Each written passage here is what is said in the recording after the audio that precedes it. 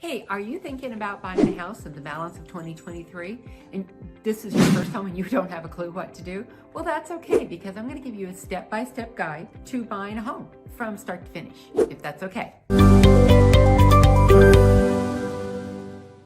I understand that buying your first home can be very overwhelming because you're like going deer in the headlights. You don't know what to do.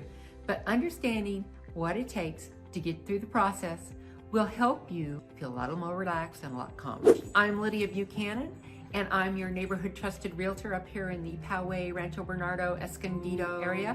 I also go down into Coronado because that's where I used to live years ago, where my son went to school. And I want to go through what you need to look for to be able to do that. So hit the button to like and subscribe and keep up on all my real estate news that I've got for you coming up. We just did a couple of updates for the June numbers, so that'll be interesting for you too. Now, you're gonna have to excuse the dog in the background because he's barking and we can't really get rid of him because he's cute, okay? Okay, all right. So there's never the perfect time to buy or sell a home. It's all gonna depend on what your needs are. You know, if you're sitting paying rent someplace at 100% interest, because that's basically what it is, you've got no return on your investment whatsoever. Interest rates right now, right around 7%. You're going, 7%? I can't do that. Well, think about it. What are you paying right now? It's a 93% difference, guys. Do the math, you know? And, you know, what you need to look at is have you gotten married and now you need to consolidate? Instead of 2 apartments, 1 house. Hey, works, right? Having your baby, having the second baby. We got to find some room here, you know? So there's all sorts of opportunities out there for us to take a look at what there is. But the first and most important thing we have to do is figure out what your budget is. How much can you afford? And I'm going to introduce you to some fabulous people to make sure that you're comfortable with one of them at least. And go through and figure out what you can afford to spend on your next home on a monthly mortgage payment. Because you can listen to all the stuff on the internet and everybody's got a different opinion. And until you talk to a mortgage specialist, all that other stuff is just garbage. So get yourself in with a mortgage specialist. If you're not comfortable with anybody, you don't know anybody, like I said, just give me a call. Phone number's up at the top. Contact me via email or sign in to my webpage and put down some contact information and I'll get that right out to you. So don't worry about that. That's easy. Then that individual is going to give you a budget. And on that budget, not only is it what you can afford, maybe right now you don't have enough money down or you can't afford it because you spend too much on incidental stuff like coffee, food delivery, entertainment, those kind of things that you might just have to kind of whittle down a little bit at, all those subscription services that you don't use, to start saving some money, paying off some bills, getting rid of that 29% interest credit card. We've all been there, done that. No guilt, no shame, okay? So now we've got you figured out. If we have to, we've put you on a budget. And at that point in time, if you've got to be at a budget and we've got to have a wait a while, that's okay. I'll keep in contact with you, make sure you're up to speed of what's going on. And when you're at that point that we can go forward, we go forward. Not a problem. But if the loan officer said, you're set to go, here's how much you can spend, we're going to go out and look at houses. You've hopefully hired me as your realtor. But if not, if you're in another area, hopefully there's a realtor out there that somebody knows they can recommend, you know, or, you know, your neighbor just bought a house and they're thrilled with, you know, Susie Smith that sold them their, you know, found them their house and they're just thrilled to death with her. And that's fine. Go talk to Susie Smith. You can talk to me. You can talk to 2 or 3 different realtors to get the feel of who you think is going to do the best job for you and who you click with, because that's important too, because this is a big decision, guys. This is your house. So, okay, got our budget. You've been given the go-ahead by the mortgage lender. You've now been told we've got ourselves a real estate agent. Now we're going to go out and we're going to look at houses. We've already created a list of what you want on that house, and then we're going to start looking. Now, it might come as a really rude surprise to some of you out there that you will not get everything on your list. That's just the way it works. But Lydia, I want everything on my list. Well, maybe the next house, okay? It's okay. Everybody has to start someplace. And, you know, I've got people go, oh, don't tell them that, Lydia.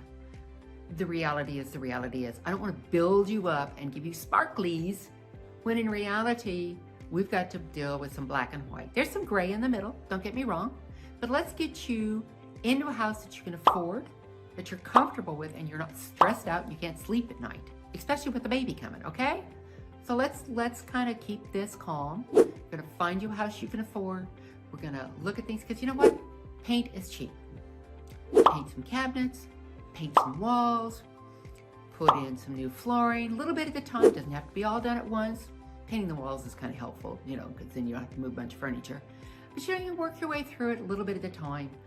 If you don't want a fixer, and you're going, I can't stand the color of this, well, we'll find somebody to do it before you move in. How's that? So we're gonna look around. We're gonna find a house you like and that you can afford. We're gonna make some offers on some of those houses, and hopefully we get accepted. We're not gonna lowball them, because you will not get a response, or they'll just plain out say no. And then you've wasted your time, my time, everybody's time. We don't want to do that. You want to get an offer that's accepted. So we're going to make it a fair offer. I mean, if you were doing this on the opposite side, wouldn't you want a fair offer for your property? Of course you would. So we're going to make it a fair offer.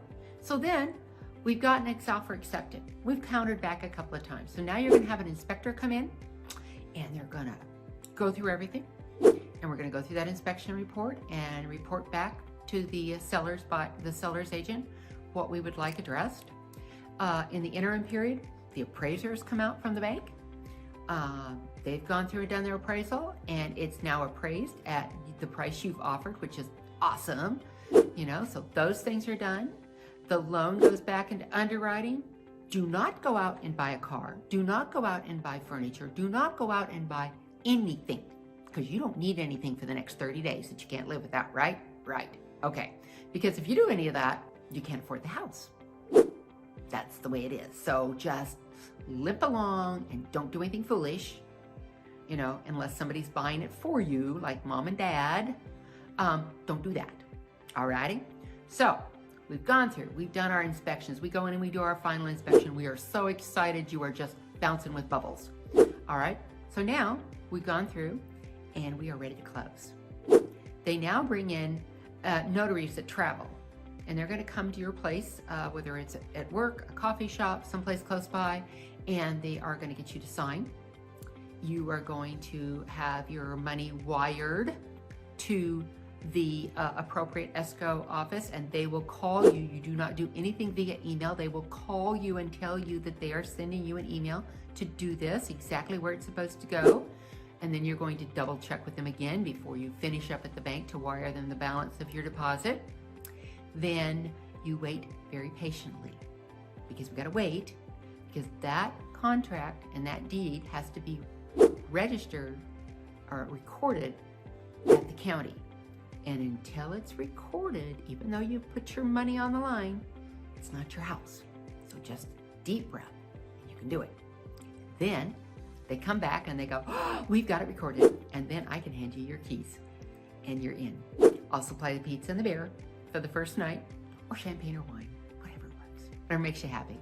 All right, so we've gone through our list. So in conclusion, I've given you step-by-steps. That's what we're gonna do to find you your home that will get you into your first house in the 2023, early 2024. That might be what it takes for you, and that's okay too. You know, it's a crucial role to make sure that you do everything you need to do, so that when we close your home, it's seamless and you can move in and you can start your life again. Have a wonderful day. I'm Lydia Buchanan. If you found any of this useful, subscribe, ding the bell, whatever. We'd love to hear from you. Thank you much. Keep your eye out for the next video coming up. Bye.